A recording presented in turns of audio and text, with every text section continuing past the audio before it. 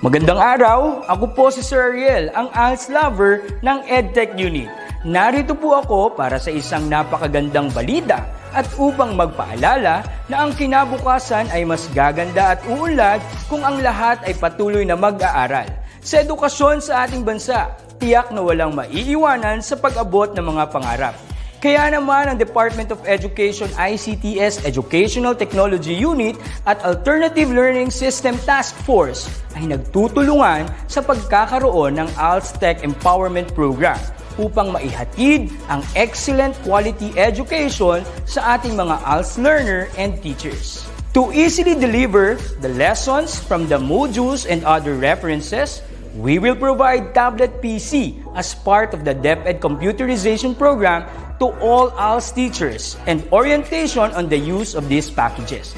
To deepen the pedagogical use of information and communications and technology in delivering instructions, there are training workshops on the use and curation of open educational resources or OER, Google and Microsoft productivity tools, creation of video lessons using PowerPoint presentations and KineMaster, and on ebook or e-magazine development. To create an avenue for remedial lessons that is open to all learners, teachers, and parents, we will have the ETUlay free online tutorial and mobile ETUlay, where we will visit remote schools to feature the best practices of our ALS teachers and learners. Sa mga out-of-school youth and adult, laging tatandaan na may pag-asa upang makapagpatuloy sa pag-aaral. May ALS para sa inyo. Ang edukasyon ay para sa lahat. Para sa bata, para sa bayan, para sa guro. Sulong Edukalidad.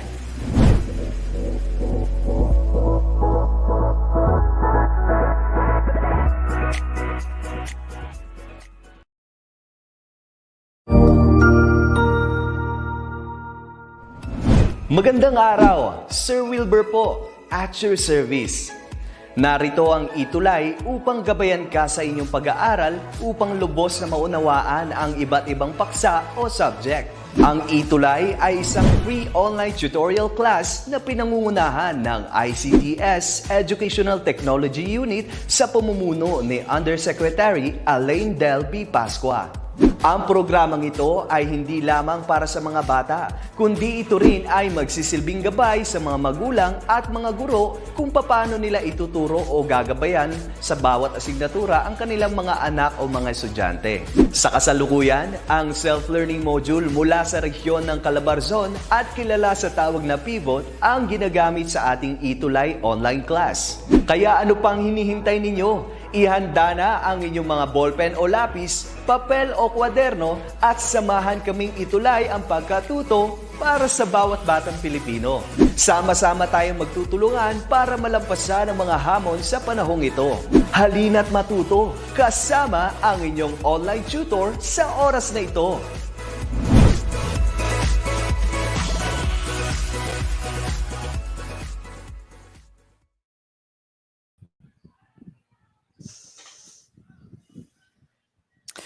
Okay, ayan. So magandang hapon po sa ating lahat. At tayo na naman po ay magsasama-sama sa oras na ito sa loob ng 4 hanggang 6 minuto o isang oras para sa ating ETUlay online tutorial for Senior High School Practical Research 2. At ito ang yung tutor para sa oras na ito, Tutor Ronald.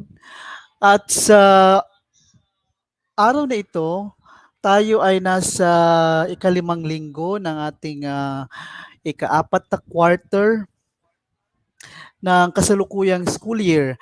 At mula sa ating Most Essential Learning Competencies Guide, ang ating content standard na pag-aaralan sa araw na ito ay tungkol sa data processing, organizing, and analysis. Ngunit para sa oras na ito, tayo ay magpo-focus sa data organizing. Okay?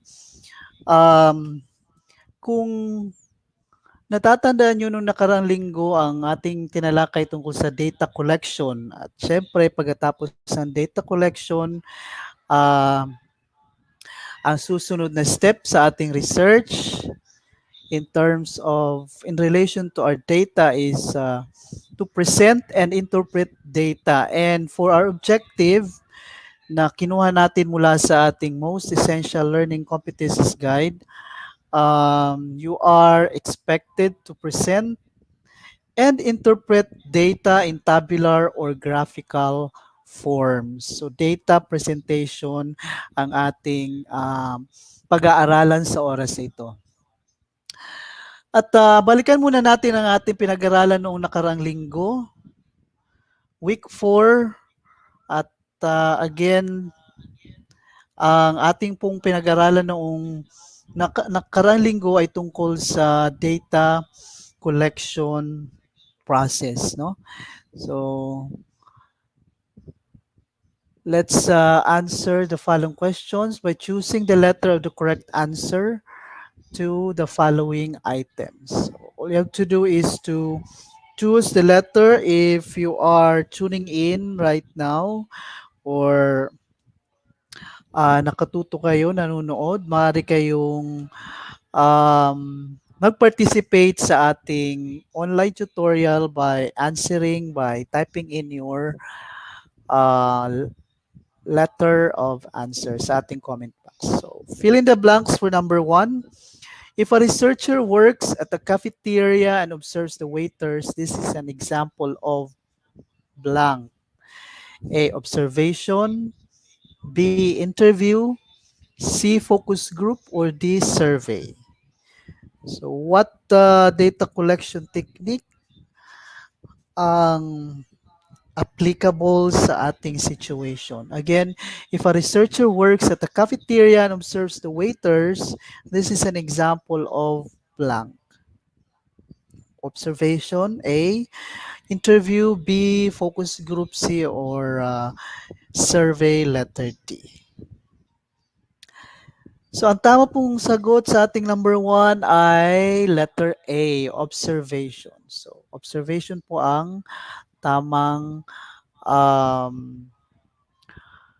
data collection technique na ginamit ng researcher kasi nag-observe siya sa kanyang participants, no, sa isang lugar sa cafeteria.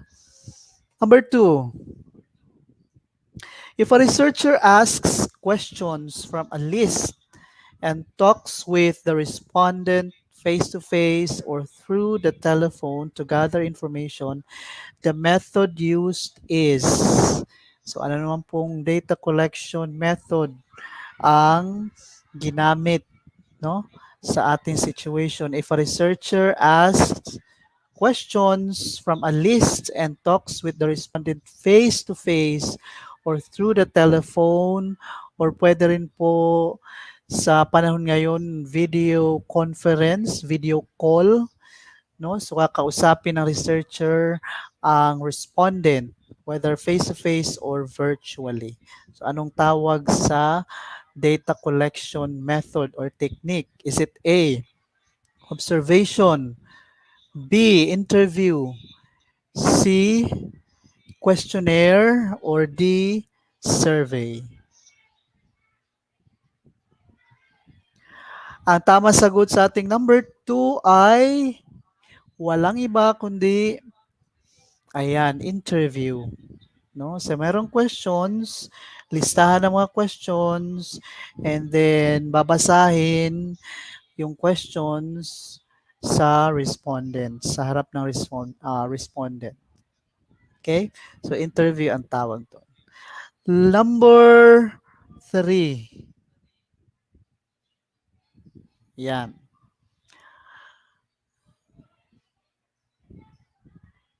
Focus group na sabi ni Juliet Songgaben. Number 3, blank contains the list of questions and answer options that the researcher will read to the respondent. So what type of data collection is it? Again, blank contains the list of questions and answer options that the researcher will read to the respondents. So meron ding questions, no? Ito yung ginamit kanina sa number 2 nung researcher sa pagkuha niya ng data, no? Yung kausap yung respondent. So anong tawag dito sa listahan ng mga tanong at siyempre meron din sagot. Is it A, observation checklist, B, interview guide, C, questionnaire, or D, sample survey? Sige, ang tamang sagot po sa ating ikatlong item ay ayan, letter B, interview guide. No? So interview guide contains the list of questions and answer options that the researcher will read to the respondent. Okay, number 4. Which of the following requires survey? Or alin sa mga ito ang type of survey? Is it A, census, B, administrative data, C, tracer studies, or D, all of the above? So, alin po kaya ang type of survey or ginagamitan ng survey? The correct answer for number 4 is D, all of the above. Yes, lahat po ng choices ay ginagamitan ng survey or they are themselves types of survey. Okay? Next, number 5. This is our last item for our review sa ating discussion last week, no? So number 5, a blank questionnaire has gone through the process of psychometric validation, has been piloted and revised. So what type of questionnaire is it? It has gone through the process of psychometric validation, has been piloted and revised. Is it researcher made, teacher made, standardized, or computerized? Number 5, it should be teacher made. Okay? So number 5, ang tamang sagot sa ating number 5 ay ayan, standardized. So standardized questionnaire has gone through the process of psychometric validation, has been piloted and revised. So it's a standardized questionnaire.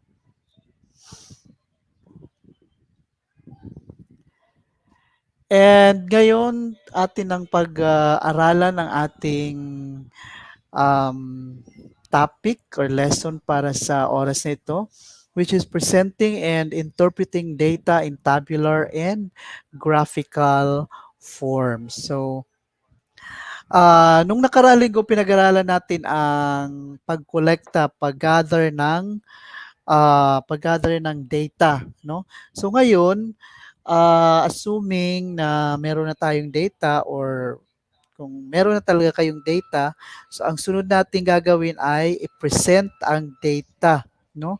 In either tabular or graphical form. Bakit kailangan nating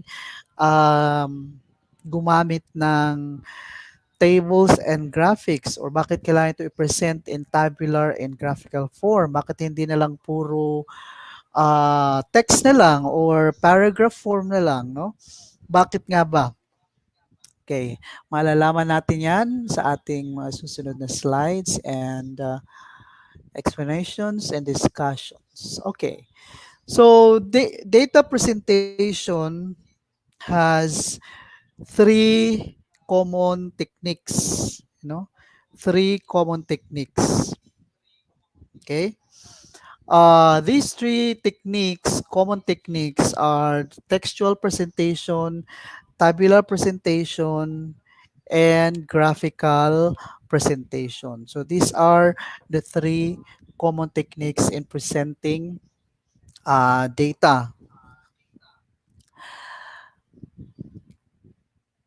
So let's discuss each technique. One is first is the textual presentations. No, textual presentations use words, statements, or paragraphs with numerals, numbers, or measurements to describe data. They can be used independently to describe the data when there are very few quantities or numbers. Okay. Um, Textual presentation is a technique where the researcher just use words, statements, or paragraphs. No, of course, meron ding, although it's text, meron ding numerals or numbers, no, or measurements to describe data.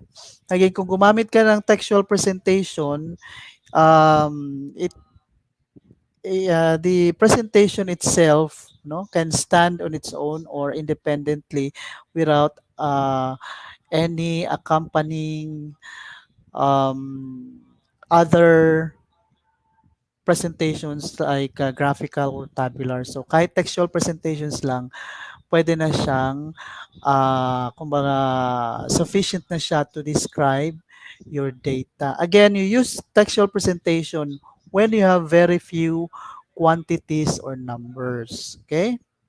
Example of textual presentation.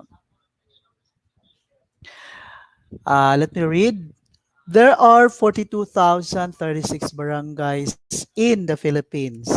The largest barangay in terms of population size is Barangay 176 in Caloocan City with 247,000 persons. It is followed by Commonwealth in Quezon City, 198,285, and Batasan Hills in Quezon City, 161,409.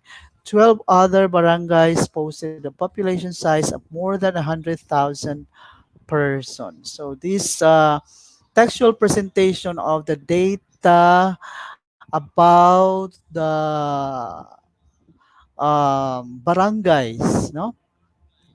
And the largest barangays in terms of population size is from the PSA .gov.ph. I do not know kung anong year ito.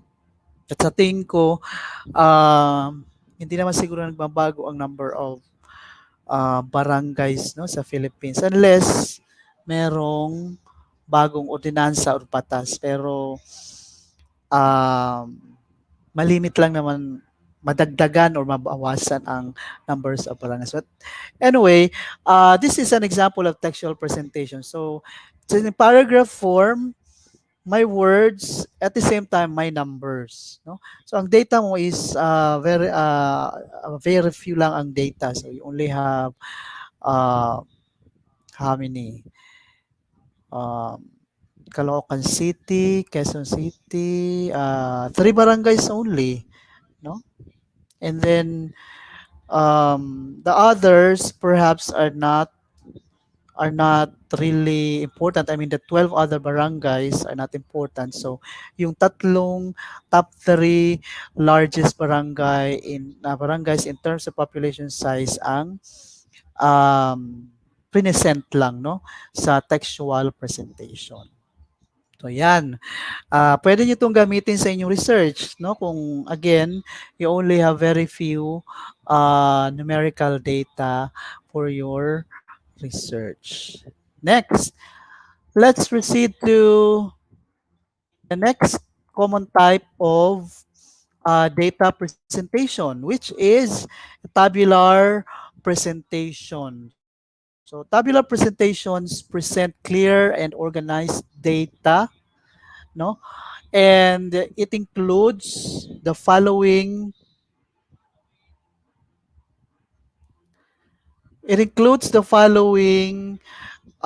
parts, okay?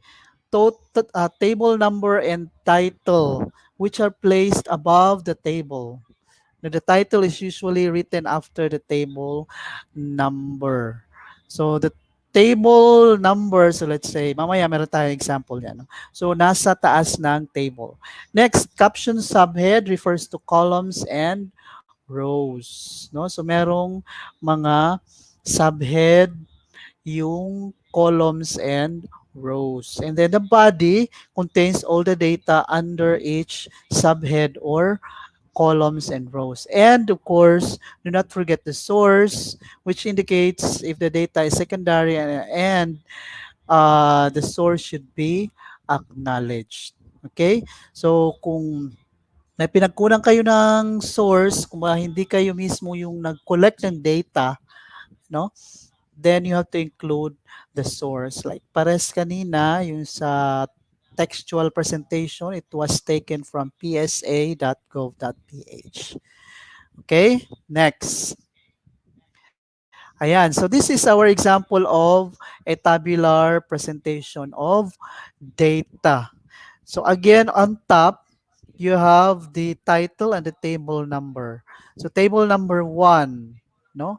So if you have several tables in your research, in your data presentation of your research, you have to, of course, number your tables, of course, from 1, uh, etc. No, table 1, table 2, table 3. So again, it's on the top of your table. So the table number 1, the title is Ages of Individuals in Various Employment Sectors. All right.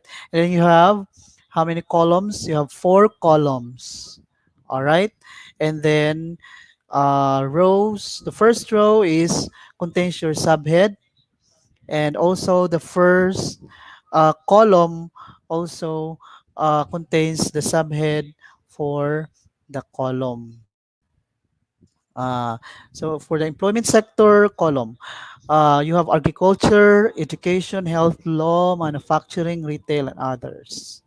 And then you have the second column, 18-25 age group, then 26-35 age group, third column and fourth column, 36-45 age group. And then of course you have the data for each subhead. Okay? So ano ibig sabihin? So sa agriculture sector, merong tatlong individuals under the age group of 18 to 25. So merong 8 na individuals sa 26 to 35 age group, and merong 12 individuals aged 36 to 45 ang nagtatrabaho sa agriculture. Okay? So yan po ang ating example sa tabular data presentation. Next, here's another tabular presentation, but this time with textual analysis. With textual analysis, ibig sabihin, hindi lang table ang i-represent ninyo sa research paper, no? Meron din kayong brief analysis about textual analysis about the table you presented. So for example, of course, dahil second table na to, so we mark it table 2. Okay, table 2, and the title is Profile of Students According to Gender. All right, so you have 3 columns. First column is the for gender, frequency, second column, third column, percentage. All right, then you have male, 120 students, which accounts for 40% of the total population. And then 180 female, which accounts for 60% of the total students, total number of students. No? So again, total number of students 300. So that's 100%. So the short textual analysis is among 300 respondents, 120 or 40% are males, and 180 or 60% are females. So yan po ang example ng tabular presentation with textual analysis. So pinagsamang tabular presentation and textual presentation.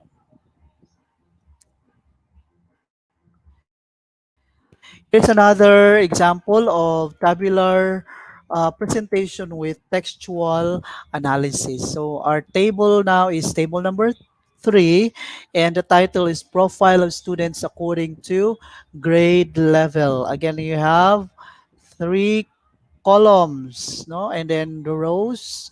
You have, of course, on the top row, you have the subhead for the columns, and then the second up to the last row, you have the grade levels, and of course the total sa last row. So ilan nga ba ang grade 7? 60. So 20% sa total number of students.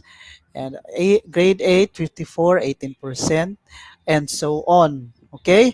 Now, your textual analysis will be of the survey's 300 respondents, 60 or 20% are in grade 7, 54, 18% are in grade 8, 51 or 17% are grade 9, and 45 or 15% are in grade 10. Daming lumalabas. Ayan. This constitutes enrollment in junior high school. Enrollees in entering senior high school in grade 11 constitutes 90 or 30% of the total population. By the way, our example here is just an example of the analysis, no, a textual analysis of the table above. You can actually make your own textual analysis based on the table. So, etong ating textual analysis ay example lamang yan. There are many ways to present your textual analysis, no? Na ang data ay ganun pa rin. Maybe you can start with um, the highest, grade 7. It's good. Sa bagay, naka-arrange naman siya from highest to lowest, no? Maybe you can also mention about the difference, no, between grade levels, no, and also junior high school and senior high school. No, you can also mention kung ilan ang total percentage sa junior high school as compared to the total percentage sa senior high school na 30%. Now, bakit kaya walang grade 12? Siguro bago pa lang tong school na to na nag-offer ng senior high school, kaya grade 11 pa lang ang kanilang profile of students, or up to grade 11 pa lang. Okay? So that's another example of our data presentation using tabular presentation with textual analysis. Okay? Kaya magandang hapon, Dave and Rochelle. Let's see. What's next? Yan. Next common type or technique of data presentation is graphical methods of presenting data or graphical presentation. So, what is a graph? By the way, itong ating discussion or topic ay I'm sure pinag-aralan to sa ibang subject like sa math, no? Sa English, sure din ako na pinag-aralan dito. This is nasa ano to, nasa linear and non-linear text. Ang ang tables, graphs, and other graphic organizers. All right. So, what is a graph or chart? A graph or a chart portrays the visual presentation of data using symbols such as lines, dots, bars, or slices. It depicts the trend of a certain set of measurements or shows comparison between two or more sets of data or one graph. quantities. And just like a table, a graph also has parts like the x and the y axis. It also has a heading, and of course the units are included. Units or yung numbers, no? Numerical data. And of course it has figure number. Kanina sa table, we call it table number. For graphs, we call them figures, no? Figure 1, figure 2, and um, after the figure number, the title. And these are usually placed below the figure. Ang table, above the table. Ang sa graph or chart, the figure number and title are usually placed below the figure. Okay? Okay, next. So we have one of the types of graphs uh, is what they call a line graph. A line graph is a graphical presentation of data that shows a continuous change or trend. It may show an ascending or a descending trend. So, ayan. So, you have here the x and the y axis, no? And then you have the units or the numbers, yung data natin here. And the figure number 1, and you have the title, rates of unemployment, 2001, 2010, and you have the data source. It's the data is from the National Statistics Office or NSO. Okay.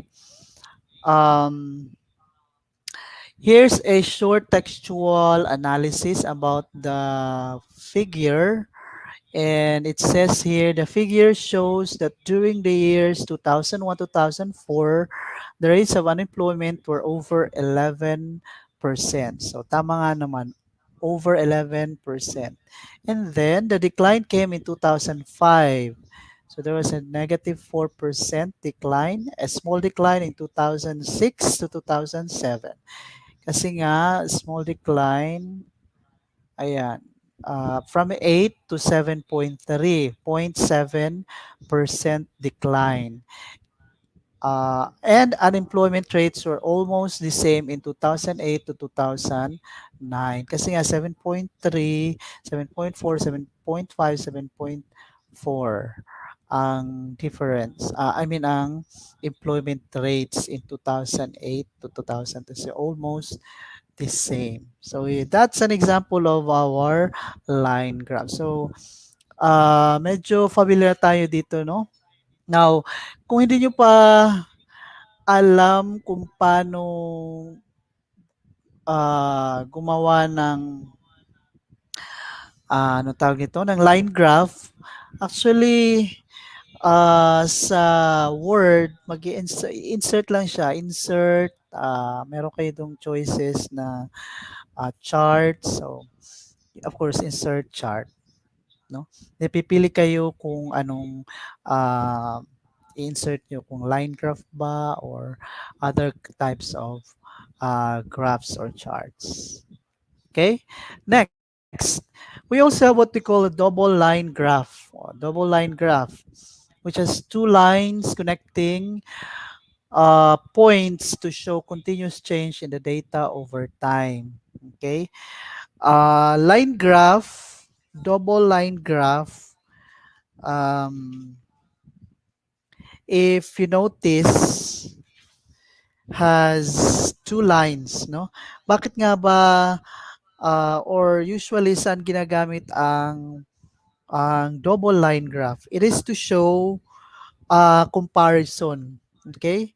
To show comparison of data of two variables or um, constructs in your research. Like for example, here you have gender for the constructs male and female. Okay, so to show the comparison in one table, so you use double line graph. Okay, so what's the title of our double line graph? So it's a labor force participation 2005 2013, and this is already figure number 2. We have a source which is from the National Statistics Office. So what does the figure show? It shows the labor force participation for females from 2005 2013 range from 48.2 to 49.8, while that of the females range from 78.1 to 79.8. Okay, 78.1 to 79.8. All right, so that's our example for double line graph. Next, next type of graph or chart that we can use for our graphical presentation of our data is a bar graph or bar chart, which uses bars to compare categories of data. A bar graph can be vertical or horizontal. Okay, vertical yung nakatayo, horizontal yung nakahigang bar graph. Okay? So a vertical bar graph is best used in comparing means or percentages between distinct categories. Okay? Whereas ang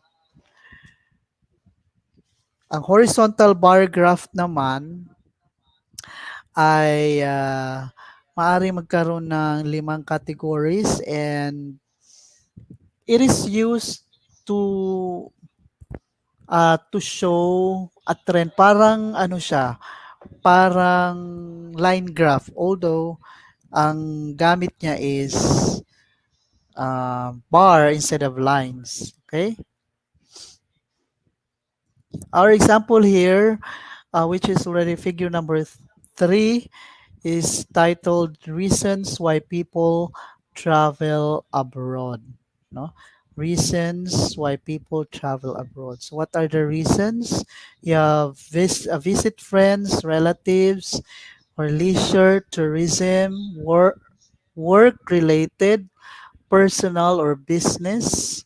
You have conferences, seminars, and petitions by relatives. So these are the reasons why people travel abroad. So how many responded that they travel abroad because they want to visit friends and relatives? There were 26.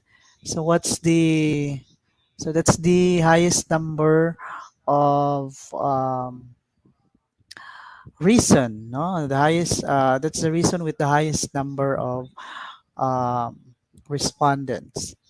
Okay, while with the list, with the least reason, or the reason with the least number of respondents is petition by relatives. No, there are only seven respondents. All right. Next to visit friends and relatives, you have work related. So people travel abroad for the reason that uh, they are working, or it's business related travel. All right, so 26, 25, I mean 25. Okay, let's now proceed to another type of bar graph, which is a double bar graph. Okay, double bar graph. Kanina meron tayong double line graph, di ba? So, syempre, meron rin tayong double bar graph to show comparison of two or more uh, two or more characteristics. Okay? Or two or more um, variables in your research study. So what's the title of our um, figure, which is figure number 4, or the bar graph, double bar graph. It's basic literacy rates, Philippines 1990 2008. The data source is from pcw.gov.ph.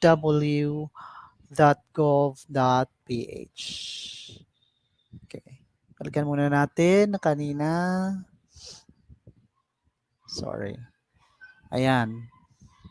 So, what does the figure show? What does it illustrate about basic literacy rates between female and male? So, you have here the legend or the key for the bars, and the bars are color coded. The blue bars are for female, and the red bars are for male. So, what does the figure tell us about the basic literacy rates between male and female in 1990 to 2008? Sino ang may mataas na basic literacy rates? No, first question. So you have um, female, di ba? You have 94, 92.3, 90 as compared to 86.8, and then 96.1, um, 95.1 sa male. So, sa 1990 lang medyo mababa ang literacy rate, basic literacy rate ng female. No? But the other years, 1994, 2000, 2003, 2008, female ang may mas mataas na basic literacy rates. So, noong 1990, male ang may mataas sa basic literacy rates, and then bumaba hanggang 2008, no? Mas mababa, pinakamababa noong 2003 ang parehas na gender, 90.4 sa female and 86.8 sa male. So ang importanteng tanong dito is if this is your research, is bakit nga ba? Bakit nga ba ganito ang trend, no? Or bakit nga ba bumaba noong 2003, no? So bakit nga ba mas mataas ang male noong 1990 at bigla silang bumaba nung mga sumunod na taon? Okay? So magandang suriin 'yan at i-analyze at sa research at malaman, no, ang mga sagot sa bakit na tanong. Okay. Next, we have a pie chart or circle graph, which is usually used to show how parts of a whole compare to each other and to the whole. So, meron kang slices, no? Slices of the pie. Okay? Our figure or circle graph is about the 2013 COMELEC registrants by age group. Okay, by age group. And this is already figure number 5. The source of our data is from PSA and COMELEC. So 2013 pa tong data na to. Siguro mas marami na ngayon, no? Ngayong taon, especially ngayong taon dahil next year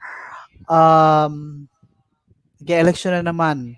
So I'm sure marami ng registrants nagpa-register sa COMELEC para sa darating na eleksyon sa susunod na taon. Okay. So we have here colors as our legend for the slices of the pie. So you have the blue one is for 18 to 21, no? And then 22 to 30 ang red. 40 to 48 ang yellow. 49 to 59 ang light blue, and 60 above ang green, no? 60 above. So these are age range or age group, no?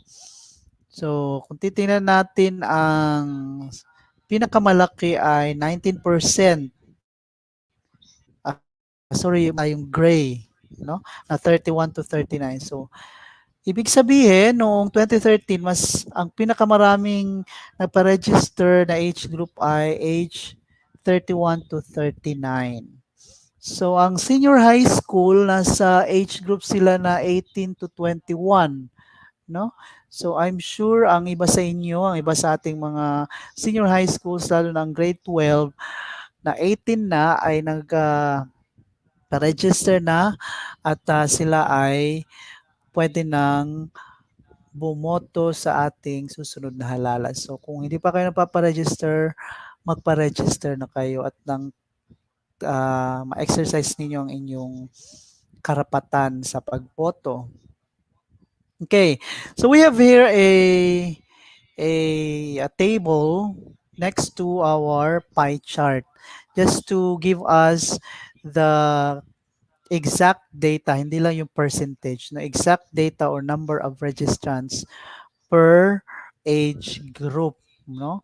So nasa second uh, column ang ating numbers or data for the number of registrants. So, millions, no? Millions ang ating number of registrants. Like for example, sa age group na 18 to 21, we have 9,505,241 number of registrants. And this is in the whole Philippines, in the whole country. Now, if you add all the percentages, no, from 18, 21 age group up to 60 above, it will total to 100%. Kasi ang total ng pie ay or circle ay dapat 100%. Okay? So 100%. So ang bawat slice ng pie ay magko-correspond if you total them into 100% or the total number of the whole circle or graph. Okay? So that's our pie chart or circle graph. And that's basically our discussion for this afternoon. Now, before we go to the next slide, for just a few minutes, or maybe you can take this down in your notebooks. So take a look back and remember the things you learned, know about different techniques in presenting and interpreting data. So what have you realized? What have you synthesized? So write them down para hindi ninyo makalimutan. All right? So what have you learned in short? Now let's go to our assessment. No? Just to test your knowledge of or memory, no, kung and understanding syempre sa ating discussion a while ago. So fill in the blanks or complete the statement. Number 1, blank use words, statements, or paragraphs with numerals, numbers, or measurements to describe data. Is it A, textual presentations, B, tabular presentations, C, graphical presentations, or D, nonlinear presentations? Ano nga kaya ang sagot sa number 1? Is it again textual presentations, B, tabular presentations, or C, graphical presentations, or D, nonlinear presentations?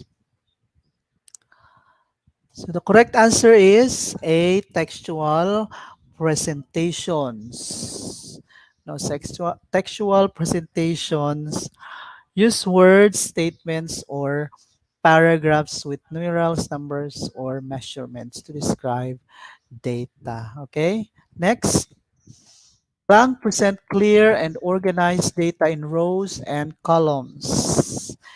Is it same choices, textual presentations, tabular presentations, graphical presentations, or non-linear presentations? Ano nga kaya? All right, our correct answer is the tabular presentations. So, the clue here are the words rows and columns, no? Rows and columns. Number three, blank illustrate data using symbols such as lines, dots, bars, and slices. A textual presentations, tabular, graphical, or non-linear presentations. The correct answer is ayan, letter C, graphical presentations. Number four, blank is usually used to show how parts of a whole compare to each other and to the whole. Our correct answer for number four is letter B, circle graph or pie chart. Okay, circle graph or pie chart. And finally, number five, blank is a graphical presentation of data that shows a continuous change or trend. It may show an ascending or descending trend. Okay. Is it A, bar graph, B, circle graph, C, histogram, or D, line graph? Our answer is line graph. Ayan. By the way, histogram is also an example of a graphical presentation. Para siyang bar graph, only na ang itsura niya is wala siyang spaces in between bars, mga dikit-dikit, no? Dikit-dikit yung bars, histogram. Hindi siya kasama sa common techniques, no, in presenting data. It's another technique or way to present data, okay, to present and interpret data. So there you go. We have our first assessment, and of course, for application, what we discussed and what you've learned in today's discussion. So after knowing the different techniques in presenting and interpreting data, present and interpret in tabular or graphical forms the data you collected for your own research project for practical research too. Now, nasa sa inyo yan kung ano ang gagamitin nyo. Is it tabular, graphical, or pwede ring textual, no? So depende sa data na meron kayo. So piliin ang pinaka-appropriate na presentation of data. Kasi useless ang presentation of data kung hindi akma, hindi appropriate yung technique na ginamit mo. Like for example, gumamit ka ng tabular, mas maganda naman palang present siya using graphs. So, parang um, less points, hindi ma-appreciate, no, yung data presentation mo. So, choose carefully the most appropriate technique of presenting your data. Again, pwede kayong pumili ng different types of graphs, no, and if you opt to choose graphical presentations, no, you have line graph, circle graph, or bar graph. Of course, tables, madali lang ang tables. All right, just remember the parts, no, of the tables and the graphs or figures that you will use in your research. And with that, good luck sa inyong data presentation. And again, this is my reference for my presentation, the book by Prieto, Naval, and Carey, Practical Research 2 for Senior High School, published in 2017 by Lorimal Lorimar Publishing Incorporated. And with that, I say thank you. Maraming salamat. Daghang salamat sa atong mga Bisayang kaigsuunan.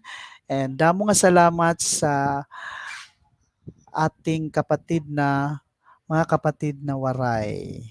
Again, this is your tutor for Senior High School Practical Research 2, Tutor Ronald. Up next, or maybe already streaming now sa Facebook and YouTube, Tutor Reverie for Statistics and Probability.